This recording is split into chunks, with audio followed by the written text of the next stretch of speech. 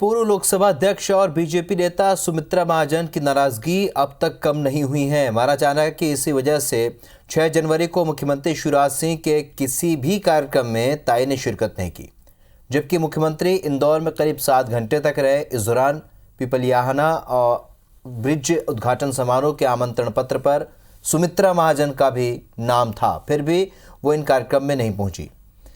इसके पहले सुमित्रा महाजन खुद कह चुकी हैं कि उन्हें कोई पूछता नहीं है। ऐसे में ताई की नाराजगी को लेकर कांग्रेस अब बीजेपी पर तंज कस रही है। कांग्रेस का कहना है कि बीजेपी में सीनियर और उम्रदराज नेताओं की जगह नहीं बची है।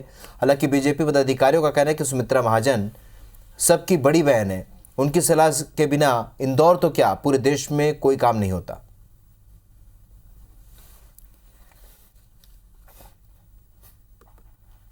भाजपा के सोच और संस्कार और संस्कृति का एक परिचायक है कि आज की बीजेपी और पहले की बीजेपी में ये बहुत बड़ा अंतर है।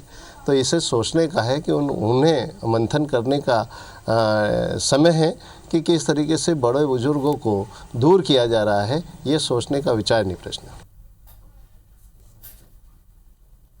देखिए, ताई तो हमारी सबकी मार्गदर्शिका है, पालक हैं और निश्चित रूप से उनकी सलाह के बिना भारतीय जनता पार्टी कोई काम करती नहीं।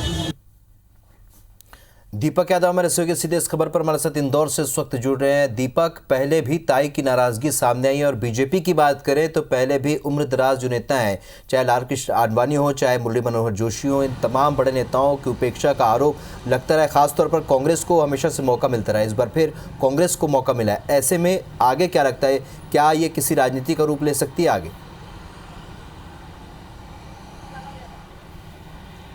देखिए, बिल्कुल निश्चित तौर पर जिस तरीके से मुख्यमंत्री शिवराज सिंह चौहान 6 तारीख को यहाँ पर पहुँचे थे, करीब 7 घंटे का उन्होंने वक्त यहाँ पर बिताया और केवल तय कार्यक्रम ही नहीं बल्कि कई लोगों के घर पर भी जाकर उन्होंने मुलाकात की। इसके अलावा जो पिपलियाहना ओवरब्रिज का कार्यक्रम था उसमें मुख्य अतिथि के साथ साथ पूर्व लोकसभा अध्यक्ष सुमित्रा महाजन का नाम भी आमंत्रण पत्र पे था, लेकिन वो इस कार्यक्रम में भी नहीं पहुंची।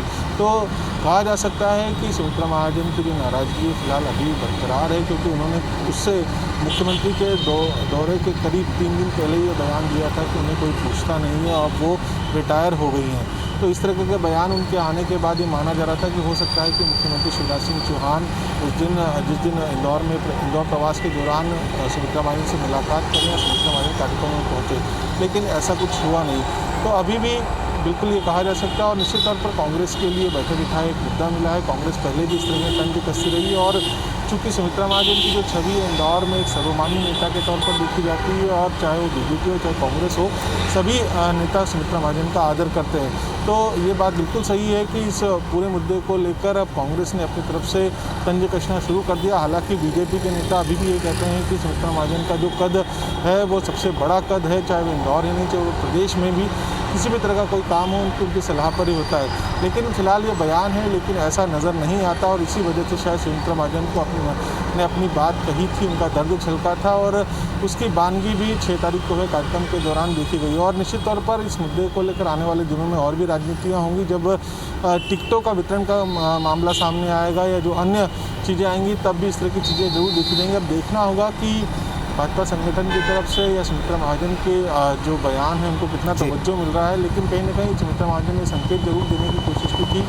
चाहे वो कार्यक्रम के दिन हो या उसके पूर्व में भी उन्होंने अपने बयानों से कि उनकी पूछ परख जो है वो अब संगठन के भाजपा के बड़े नेताओं के द्वारा नहीं की जा रही है। चलिए, तो कुल मिलाकर एक मुद्दा मिला कांग्रेस को। इसके पहले भी कांग्रेस को इस तरीके के मुद्दे मिले। एक बार फिर सुमित्रा महाजन अगर जिस तरीके से रिएक्ट कर रही हैं, आने वाले समय में देखना होगा आखिरकार पार्टी स्तर पर क्या कुछ इसे लेकर पक्ष रख पाती है पार्टी। इस चर्चा के लिए बहुत बहुत शुक्रिया दीपक आपका।